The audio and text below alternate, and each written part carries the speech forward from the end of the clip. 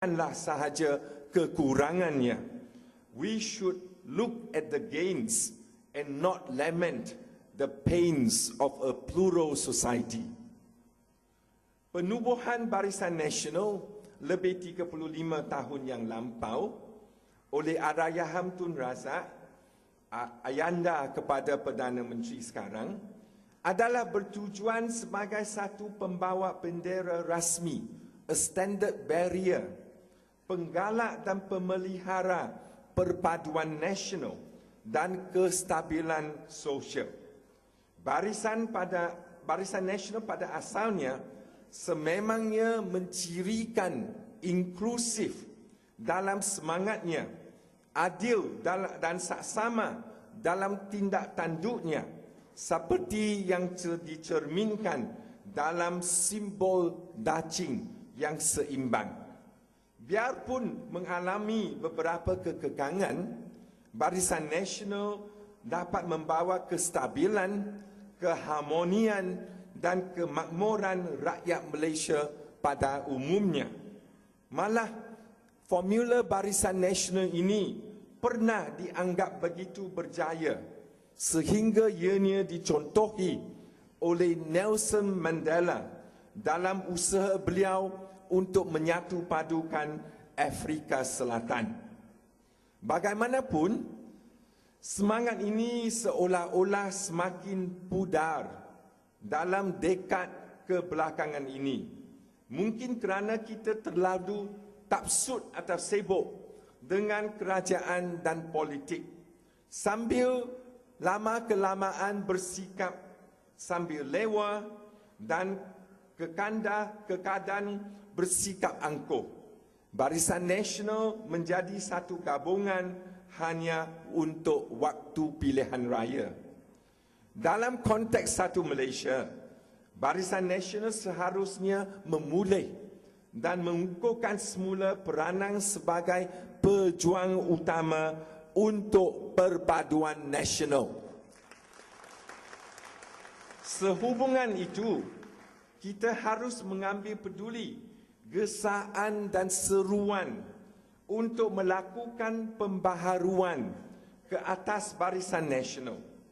Kita harus pulang ke gagang dengan membangkitkan semula dan mengamalkan semangat berkongsi kuasa yang tulen, bersikap inklusif dan berunding secara jujur antara satu sama lain. Diilhamkan oleh kaedah tinjau mesra atau walkabout yang diamalkan oleh Perdana Menteri kita. Perlulah kita kembali kepada rakyat, turun padang mendengar dan menyelesaikan rintihan mereka. Kita harus menerokai dan mencuba pendekatan baru, bahkan rangka kerja baru dalam usaha untuk terus kekal relevan, khasnya di kalangan generasi muda. Dalam beberapa bulan kebelakangan ini, pemimpin-pemimpin Barisan Nasional yang dipimpin oleh pengerusi Barisan Nasional telah mengeluarkan kenyataan-kenyataan positif dan menunjukkan pendekatan yang lebih inklusif. Rakyat menaruh harapan agar kata-kata dan isyarat-isyarat ini akan diterjemahkan menjadi tindakan dan perubahan yang nyata.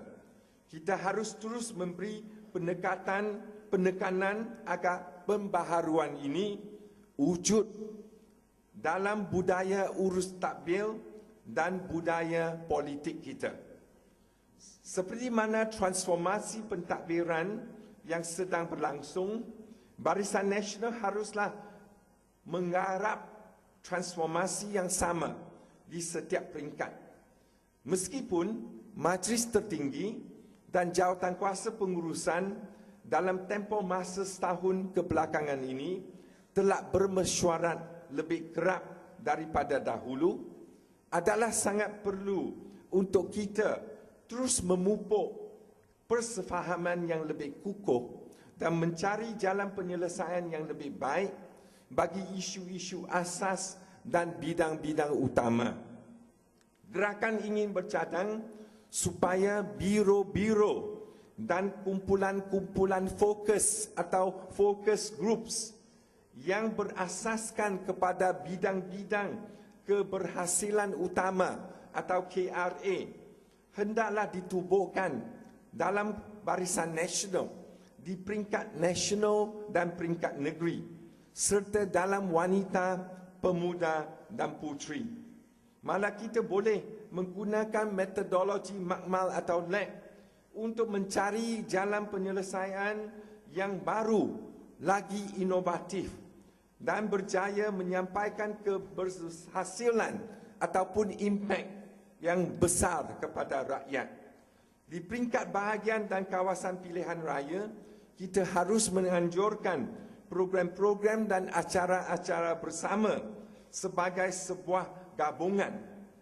Kami percaya bahawa usaha-usaha ini akan menggiatkan penglibatan antara pemimpin dengan lebih bermakna dan berkesan dalam membuahkan persefahaman untuk pendirian yang sama serta memupuk perasaan dan semangat kesetiakawanan.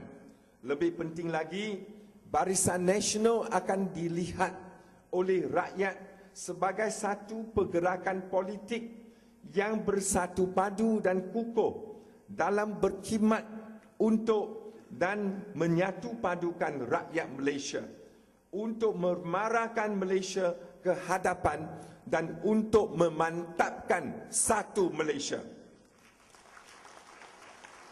Dalam usaha murni ini, gerakan bersiap sedia untuk menyumbang tenaga dan keringat kami. Saudara-saudari, apabila gerakan ditubuhkan pada tahun 1968, kami dilihat sebagai parti masa depan, party of the future, memandangkan kepada ideologi dan impian progresif dan ciri-ciri pelbagai etniknya. Setelah setahun penubuhan, kami dipikul dengan tanggungjawab untuk memimpin kerajaan negeri Pulau Pinang dengan menggabungkan idealisme dengan pragmatisme.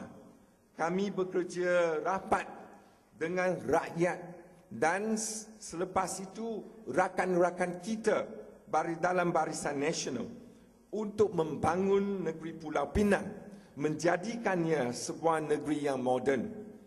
Kami juga berpeluang untuk menyumbang terhadap proses pembinaan negara di peringkat persekutuan dan di beberapa negeri maupun di peringkat akar umbi melalui penlibatan kami dalam kerajaan Barisan Nasional. Kami berbangga kerana telah dapat menjadi sebahagian daripada citra kejayaan Malaysia, part of the Malaysian success story.